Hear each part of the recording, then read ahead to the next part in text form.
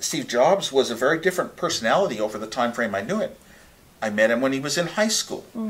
And back then, we played jokes and pranks on each other. I wish I had time to tell you some of the pranks we played. Yeah, that's what you should share. That sounds more fun. Well, okay.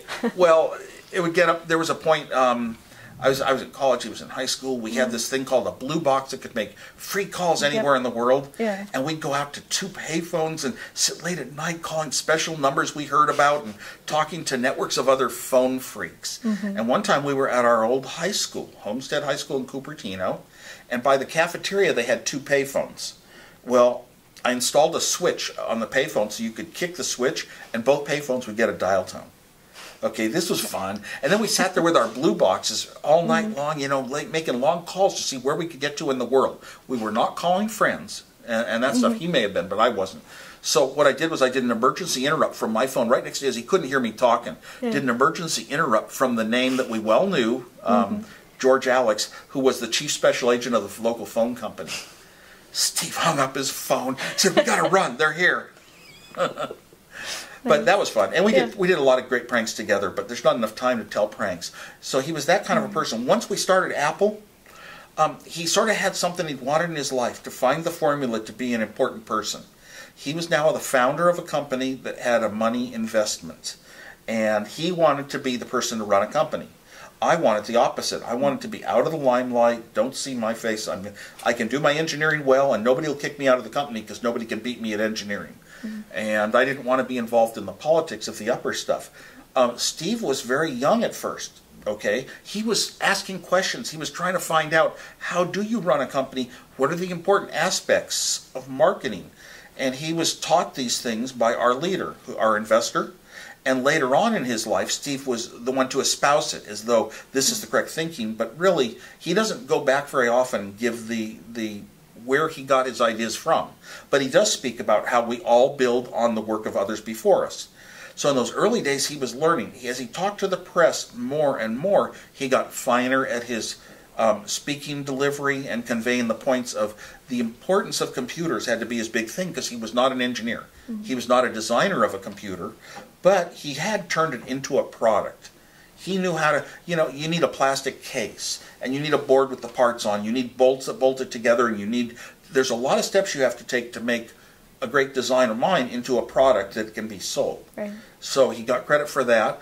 Then through the time frame of Apple, up until he left, he spoke so well. People loved to hear him talk and espouse these ideas of the importance of technology and computers in our life. He was the leader in the world, you know, the forefront, the person you heard from. He was driving the driving force of that. However, as an executive, you have to execute. And he executed with only failures. He tried to create 3 computers, the Apple III, the Lisa, and the Macintosh, and all 3 failed. The Macintosh failed very hard, and our stock dropped to close to half its value in 1 week. And anybody who reads a business journal would understand that. So Steve did not have the right formulas to get us out of this mess.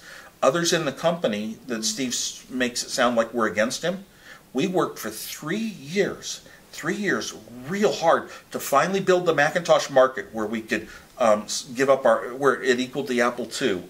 And we built it up with so much hard work, taking these computers to any company or university that would buy 50 of them. We went to Microsoft and got them to write Excel so we'd have some business software for the Macintosh first. I mean, we did everything in the world you know, but Steve had other ideas that wouldn't have worked out, which was to cancel. The one source of revenues we still had pouring in was from our first computer. Sure.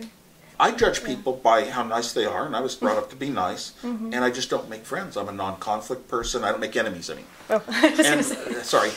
Steve Jobs had a lot of these questionable things, like some of my very best friends in Apple. The most creative people in Apple who worked on the Macintosh, almost all of them said they would never, ever work for Steve Jobs again. It was that bad. I'm shocked, you know, you know. So he has, his drive in those days, he was younger. And he wasn't as mature, and it was to try to get products out too fast.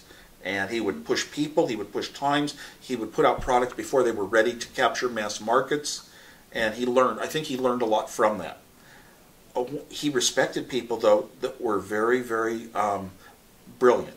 And I was one of those. And there were a few others that I could name, but the ones that were really outstanding engineers and whatever, he respected. He would directly confront people and almost call them idiots, but you know what?